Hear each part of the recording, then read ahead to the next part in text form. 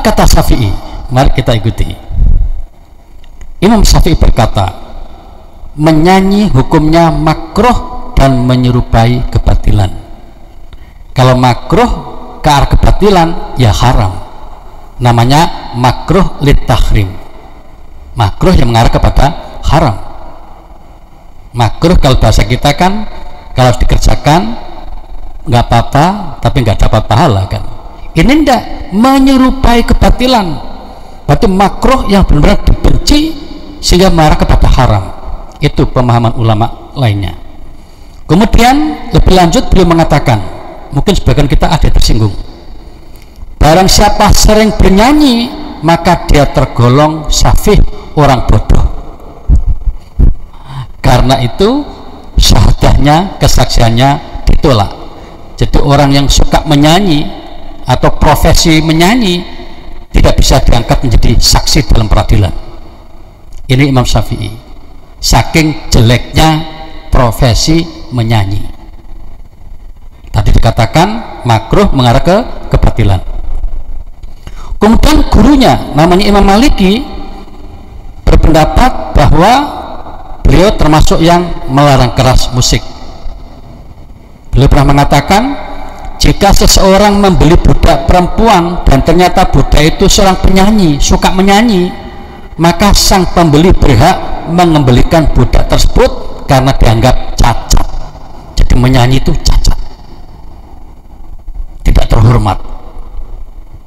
Pendapat Imam Maliki ini kemudian diikuti oleh mayoritas ulama Madinah kecuali Ibrahim Ibnu Sa'id. Kemudian Abu Hanifah juga berpendapat bahwa musik hukumnya makruh dan mendengarkannya termasuk perbuatan dosa. Oh iya, makruh tapi mengarah ke dosa, itu namanya sama dengan Syafi'i tadi, makruh litahrim, mengarah kepada haram. Kalau nggak begitu, mengapa dosa? Nah, kan begitu. Pendapat Abu Hanifah ini kemudian didukung oleh sebagian besar ulama Kufah seperti Sufyan Ats-Tsauri, Hamad, Ibrahim Asy-Syafi'i dan ulama lain. Jadi sudah 3 ulama yang cenderung mengharamkan. Tadi Syafi'i, Maliki, kemudian Hanafi. Lalu bagaimana Imam Ahmad? Imam Ahmad juga berpendapat bahwa sejumlah alat musik itu hukumnya haram karena termasuk kemungkaran yang harus dihilangkan. Suatu saat Imam Ahmad ditanya tentang menyanyi, maka ia mengatakan bahwa hal itu, menyanyi, bisa menumbuhkan kemunafikan dalam hati, karena itu aku tidak menyukainya. Ini kata Imam Ahmad bin Hanbal. Jadi semua mulai dari Hanafi, Maliki, Hambali, semuanya tidak musik dan cenderung melarang. Tadi dikatakan menyerupai kebatilan, bisa menimbulkan dosa, bisa melakukan kemunafikan segala macam. Itu kata 4 imam mazhab ini. Nah, keterangan ini dapat dibaca dalam kitab Ihya Ulumuddin karya Imam Al-Ghazali dan juga tulisan Abul Abbas dalam tulisannya berjudul Ara'ul Ulama fil Ghina. Nah, jadi itu tadi para jamaah, beberapa dalil hadis 3 ditambah dengan 1 ayat Al-Quran Luqman ayat 6 yang kemudian oleh sebagian ulama dijadikan dalil untuk mengharamkan musik termasuk nyanyian itu. Nah sekarang kalau fikih itu kalau nggak ada pendapat lain belum fikih ya. Nah, jadi ini pendapat yang lain. Adakah ulama yang berpendapat bahwa musik itu dibolehkan, mendengarkan musik, menyanyi itu dibolehkan? Mari kita ikuti berikut ini. Ternyata ada. Jadi ketika beberapa ustadz di Mesir mengatakan hampir semua ulama mengatakan haram, nah, sekarang saya tunjukkan banyak ulama yang mengatakan mubah. 1. Ulama bernama Abu Thalib Al-Makki. Beliau hidup lebih dari 1000 tahun yang lalu. Udah lama ya. Lebih dari 1000 tahun lalu. Beliau wafat 1998, sekarang 2021, lebih dari 1000 tahun. Menurut beliau, dalam catatan beliau, para sahabat Nabi seperti Abdullah bin Ja'far, Abdullah bin Zubair, Mughirah bin Syu'bah, termasuk Muawiyah, kita kenal Muawiyah ini, orang itu khalifah pertama di Bani Umayyah, itu juga sahabat Nabi, dan juga beberapa sahabat lain, kata Abu Thalib ini, mereka adalah suka mendengarkan musik. Menurut beliau lagi, kata Abu Thalib ini, menurut beliau Abu Thalib, mendengarkan musik atau nyanyian hampir sudah mentradisi di kalangan ulama salaf dan para tabi'in. Bahkan kata Abu Thalib, ketika beliau sang penulis ini yang hidup pada abad 10 ini, ketika sedang bertandang ke Mekah pada hari-hari peringatan hari besar, orang Hijaz ternyata merayakan dengan pagelaran musik dengan segala jenis kesederhanaan dan kemajuan sesuai dengan pada masanya. Mereka ternyata juga menyelenggarakan pagelaran musik. Nah, penjelasan ini dapat kita baca dalam kitab yang bernama Qutul Qulub, Makanan Hati, yang ditulis oleh Abu Thalib Al-Makki dari halaman 1090 sampai 1097. Dan kitab ini agak tebal, lebih dari 1000 halaman. Ini sekedar gambar bukunya. Saya punya e-booknya. Jadi kalau panjenengan ini baca buku ini gampang, di internet cari, download, keluar ini aslinya seperti ini. Ini teks bahasa Arabnya yang isinya tadi saya bacakan. Jadi beliau mengatakan suatu saat ketika berada di Mekah, ternyata beberapa kalangan itu ketika menyambut hari besar, mereka juga mengadakan semacam pagelaran musik. Ya, kayak kita di kampung-kampung ada pakai ini dan itu ya. Nah. Kemudian para jamaah, ulama lain yang juga membolehkan mendengarkan musik adalah satu, Ibnu Hazm, hidup pada abad ke-11 Masehi atau abad ke-5 Hijriah. Kemudian Imam Al-Adfawi hidup pada abad 4 Hijriah, dan juga Imam Ibnu Thair Al-Maqdisi hidup pada abad 6 Hijriah. Mereka ini berpendapat bahwa hadis-hadis tadi 1, 2, 3 dan lainnya masih banyak, saya hanya ngambil contoh 3 saja, itu dinilai oleh ulama ini semuanya cacat. Termasuk hadis Bukhari dianggap cacat. Ini penilaian dari pihak orang-orang yang mengatakan musik itu tidak masalah. Kemudian seorang ulama bernama Al-Qadhi Abu Bakar Ibnu Arabi, ulama sangat terkenal. Beliau punya tafsir khusus tentang hukum, kalau nggak salah bukunya Al-Ahkam fil Quran, hukum-hukum dalam Al-Quran. Itu ada 4 jenis. Kalau ini saya punya buku fisiknya, saya punya di rumah, kalau nggak salah 4 jilid itu. Nah, beliau ini mengatakan bahwa tidak ada satupun hadis yang menerangkan musik itu haram. Kata siapa? Ibnu Arabi. Nah, kemudian Ibnu Hazm bahkan mengatakan hadis-hadis yang dipakai oleh ulama untuk mengharamkan musik semuanya dhaif, bahkan mengarah ke palsu, saking dhaifnya itu. Ini pandangan Ibnu Hazm, bisa salah bisa benar ya. Jadi ulama ahli hadis itu banyak para jamaah, sehingga kadang-kadang kita menemukan sebuah hadis A menilai sahih, B menilai dhaif, sesuai dengan pengamatan dan penelitian masing-masing. Nah, ini ditulis oleh Ibnu Hazm dalam kitabnya Al-Muhalla juz 9 halaman 60, dan juga oleh Abul Abbas dalam tulisannya Ara'ul Ulama fil Ghina. Kemudian Imam Al-Ghazali, para jamaah, kalau kita mendengar nama ini sudah sangat terkenal. Kalau Ramadan itu sering dikutip pendapatnya tentang tingkatan puasa yang 3 itu, puasa awam, puasa khusus, itu dari Al-Ghazali. Apa kata beliau? Ternyata Imam Al-Ghazali termasuk yang membolehkan bermain musik, mendengarkan musik dan sebagainya, termasuk menyanyi. Nah, beliau meriwayatkan suatu ketika Abi Hasan bin Salim, ini seorang ulama, ditanya oleh Abu Thalib. Abu Thalib kira-kira tadi yang tulis Qutul Qulub itu. mengapa panjenengan kok melarang mendengarkan musik, sementara orang-orang hebat seperti Syekh Al-Junaidi, Siri As-Sakoti, dan juga Dhunun Al-Misli, mereka senang mendengarkan musik. Lalu Hasan bin Salim menjawab, saya sebenarnya tidak melarang mendengarkan musik. Yang saya tidak suka adalah ketika orang mendengar musik sambil bermain-main bersenggah gurau. Kira-kira sekarang itu ya berjoget-joget sampai lupa diri, nanti tambah dengan minuman keras dan sebagainya. Jadi aslinya menurut beliau musik itu tidak bermasalah, tapi ketika digunakan hal-hal yang buruk, itu tadi termasuk yang dia tidak setuju. Nah, ini ditulis oleh Imam Al-Ghazali dalam kitabnya Ihya Ulumuddin.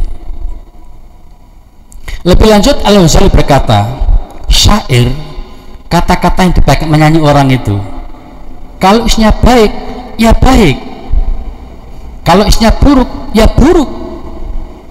Kemudian Abdul Abbas menegaskan, sesuai dengan isi lagu-lagu atau lirik nyanyian itu, maka hukumnya bisa mubah, bisa mustahab atau sunnah, bahkan bisa wajib, bisa makruh, dan juga bisa haram, tergantung muatan dari lirik itu.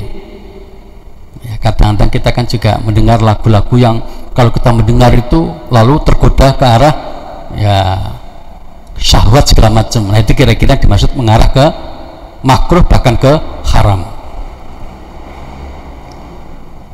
Nah, kemudian Syed Sabik para jamaah menjelaskan, umumnya beliau menyimpulkan ulama-ulama yang membolehkan musik dan nyanyian itu berdasarkan 3 dalil. Ini yang perlu kita catat. Kalau tadi kan satu hadis dan ayat yang dipakai oleh ulama yang mengharamkan. Berikut ini Syed Sabik menulis khusus tentang dalil yang dipakai pedoman oleh ulama yang membolehkan musik. Dalil pertama, berdasarkan hadis sahih riwayat Al-Bukhari dan Muslim dan juga yang lain, dikatakan Aisyah berkata, saat itu Nabi berada di Madinah dan aku memiliki 2 gadis Ansor, keduanya menabuh rebana, main musik rebana, kemudian juga menyanyi dengan syair-syair tertentu. Nah, kemudian saat itu Nabi ada sedang berbaring di atas tikar sambil memalingkan wajahnya dan bertutupkan selembar kain. Nabi ada itu, membiarkan. Nah, tiba-tiba Abu Bakar datang. Abu Bakar marah. Jadi pendapat Abu Bakar dan Nabi berbeda saat itu. Abu Bakar mengatakan dengan sangat marah, kenapa ada seruling setan di rumah Rasul? Lalu Nabi menyingkap tabir kain dari wajahnya dan mengatakan, biarkanlah wahai Abu Bakar keduanya untuk bermain yang tadi itu di hari raya ini. Artinya apa? Nabi membolehkan orang-orang tadi itu tetap menabuh rebana karena suasana hari raya. Nah, kemudian Nabi lebih jelas mengatakan bahwa setiap orang itu punya hari raya, dan pada suasana raya orang boleh melakukan dengan cara hiburan-hiburan tertentu. Kemudian ada lagi dalil yang kedua, hadis riwayat Ahmad dan At-Tirmidzi. Buraidah al-Hasan berkata, Rasulullah pergi perang, ketika beliau pulang maka datanglah gadis hitam, maksudnya gadis berkulit hitam, lalu mengatakan di depan Rasul, wahai Rasul, aku bernazar jika panjenengan nanti pulang dalam keadaan selamat, aku akan menabuh rebana dan bernyanyi. Maka Rasul bersabda, jika engkau tak bernazar maka tabuhlah rebana itu. Nabi membolehkan, ya. Tapi jika tidak bernazar jangan lakukan. Berarti Nabi tidak memerlukan sambutan dengan berbagai macam cara tadi itu, dengan musik dan sebagainya. Maka kemudian setelah itu Abu Bakar datang, si gadis hitam masih tetap memainkan rebananya tadi itu. Lalu Utsman datang, masih menabuh rebananya. Ali datang kepada Rasul, dia menemui, masih Begitu Umar datang, gadis hitam ketakutan, rebananya kemudian disimpan di bawah bokongnya, kemudian didudukinya biar seakan-akan tidak ada apa-apa, sehingga ketika Umar masuk sepi, tidak ada suara musik sama sekali. Lalu Nabi mengatakan, wahai Umar, rupanya setan takut sama sampean. Itu bahasa Nabi itu. Yang jelas memang di sini ada dua istilah. Yang pertama bahwa Nabi membiarkan orang tadi bermain musik rebana. Kemudian di sisi lain Nabi menggunakan istilah permainan musik itu lekat dengan setan, artinya sering kali mengundang setan. Nah, ini juga dalil yang dipedomani oleh sebagian ulama. Oh, ternyata Nabi membolehkan orang memukul alat-alat musik. Nah, dalil yang ketiga para jamaah, berdasarkan riwayat yang sah bahwasanya banyak dari kalangan sahabat dan tabi'in yang mendengarkan nyanyian dan alat-alat musik. Ini sejarah membuktikan. Di kalangan sahabat misalnya tadi sudah disebutkan, tambah lagi sini Abdullah bin Zubair, Abdullah bin Ja'far dan lain-lain. Tadi ada Muawiyah juga. Kemudian di kalangan tabi'in, diantaranya ada orang yang luar biasa kita kenal, Umar bin Abdul Aziz, seorang khalifah yang walaupun hanya 2 tahun memegang kekuasaan, tapi hasilnya luar biasa, mengagumkan di seluruh dunia sepanjang masa. Beliau ditambah dengan Surah Al-Qadhi, Abdul Aziz bin Maslamah, Mufti Madinah, dan masih banyak yang lain. Mereka ternyata mendengarkan musik. Atas dasar 3 dalil ini, maka kemudian kelompok ulama kedua mengatakan sebenarnya musik itu enggak ada masalah. Di zaman sahabat sudah ada, zaman tabi'in sudah ada, ya. Walaupun memang ternyata ada yang tidak suka. Terakhir, sudah menjadi realitas para jamaah.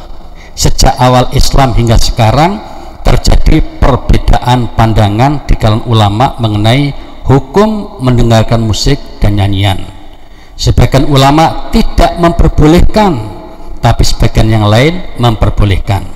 Nah, masing-masing kelompok ulama ini punya argumentasi, punya dalil dari Al-Quran, Al-Hadis, dan pertimbangan akal sehat masing-masing. Nah, ulama yang tidak memperbolehkan berarti mengharamkan, cenderung memang lebih berhati-hati, karena seringkali musik dan nyanyian digunakan untuk hiburan dan bersenang-senang disertai wanita dan minum-minum keras, sehingga wajar logika ini menggiring mereka untuk mengharamkan biar manusia umat Islam tidak terjebak kepada dosa. Ini namanya lisatir dzari'ah.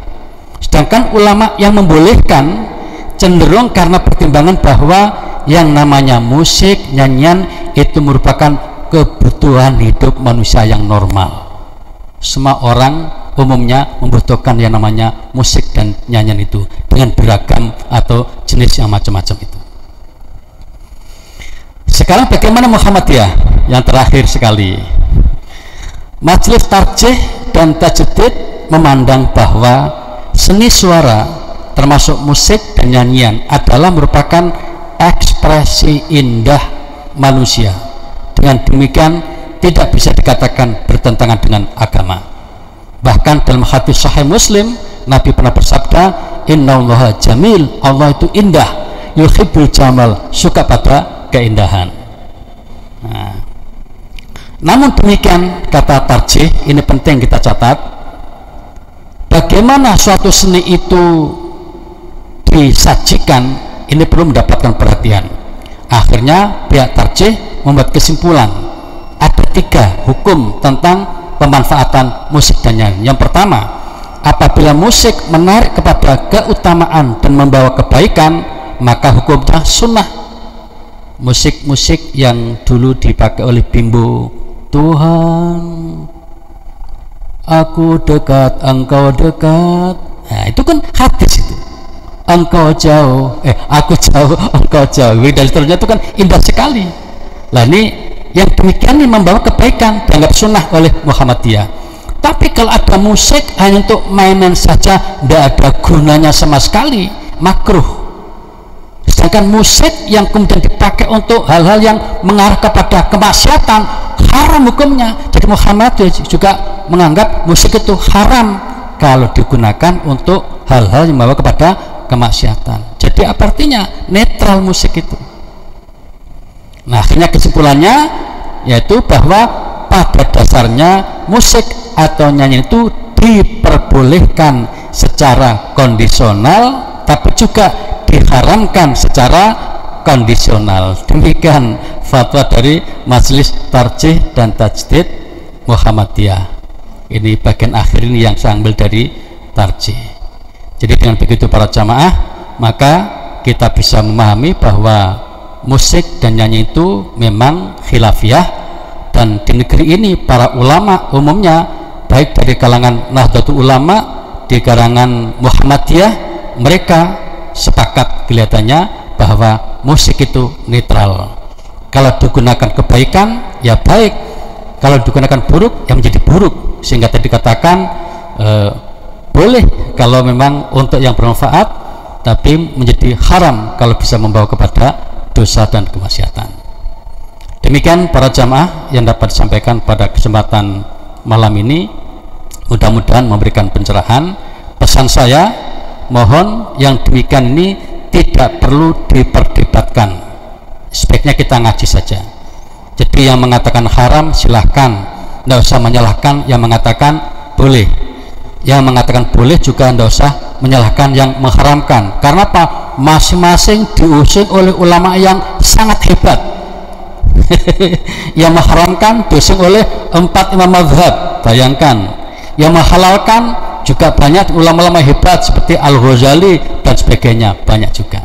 Dan di negeri ini kebetulan NU dan Muhammadiyah setuju pada pendapat yang membolehkan. Wallahu a'lam bishawab. Demikian para jamaah, karena waktu isya telah masuk, maka saya akhiri dan mari kita sama-sama membaca doa kafatul majlis.